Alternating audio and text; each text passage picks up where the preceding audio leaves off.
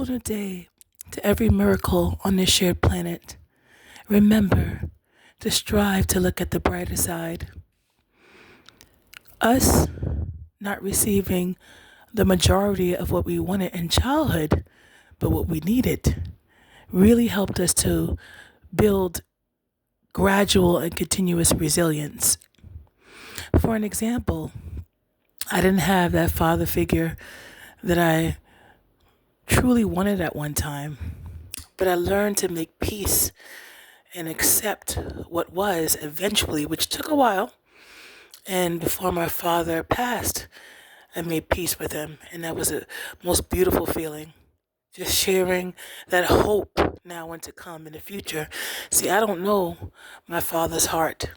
I don't know all that my father went through. And I don't know all that my father felt regretful for in his few years of life. But I know that it's not my job to hold a grudge.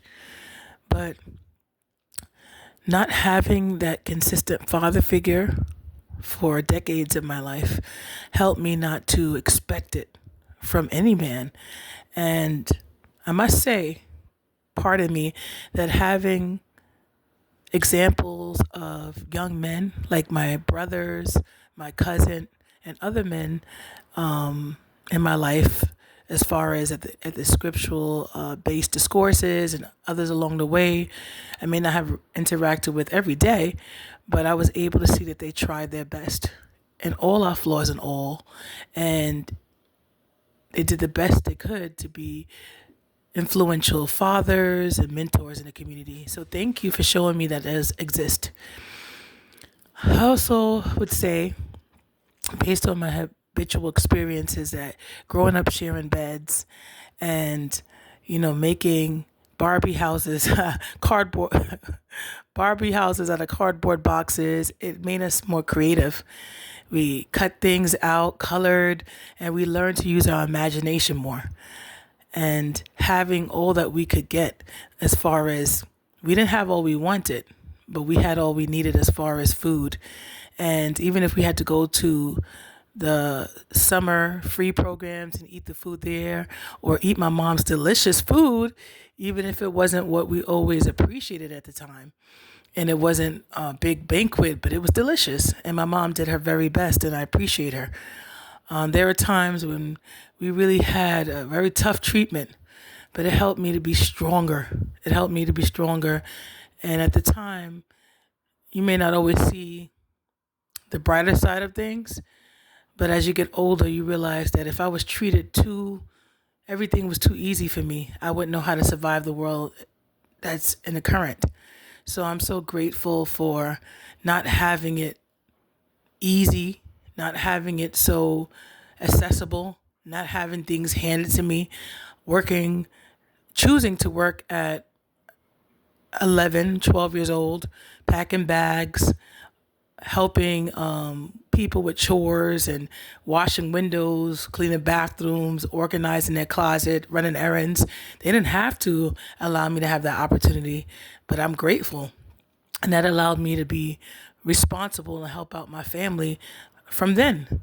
So I'm grateful that my life didn't come on a platter. And I'm not saying that everybody had it that way, but it's a blessing not to have all that you ever wanted, because it helps you to survive all that has come and will come.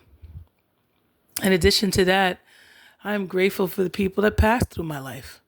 It helps me to understand that there's a time when you connect with people, and there's a time when you have to accept that connection no longer will be, and be open to other connections.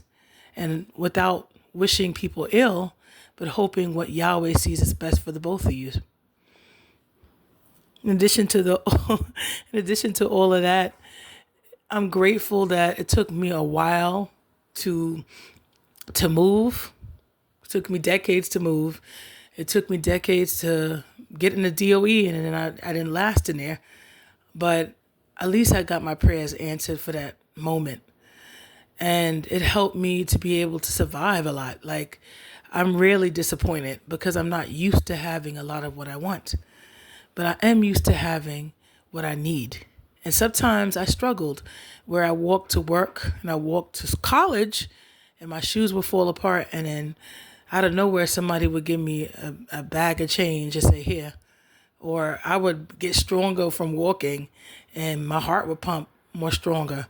And even if I didn't have much to eat, I chose to try to better my life. So I had to go through the sacrifice and it helped me to lose weight at the time. So I'm so grateful for my struggles. And I want to remind you to be grateful for your struggles, because it doesn't mean that God is not blessing you.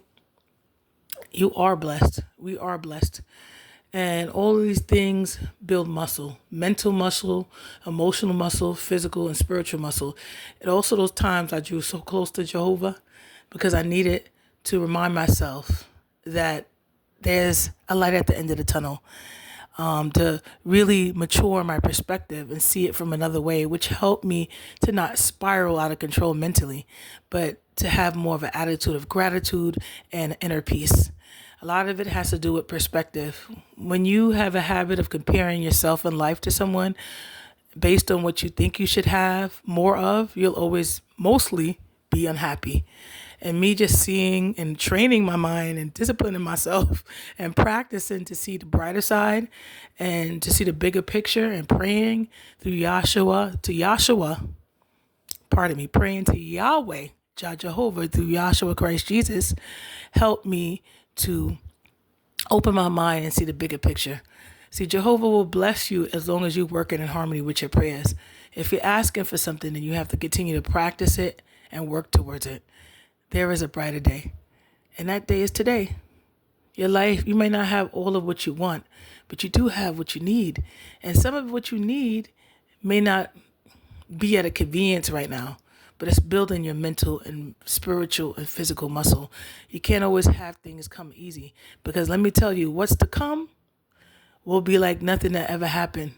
So those who didn't have it so easy and had to struggle a lot, like us, have a likelihood of surviving what's to come. So count yourself blessed.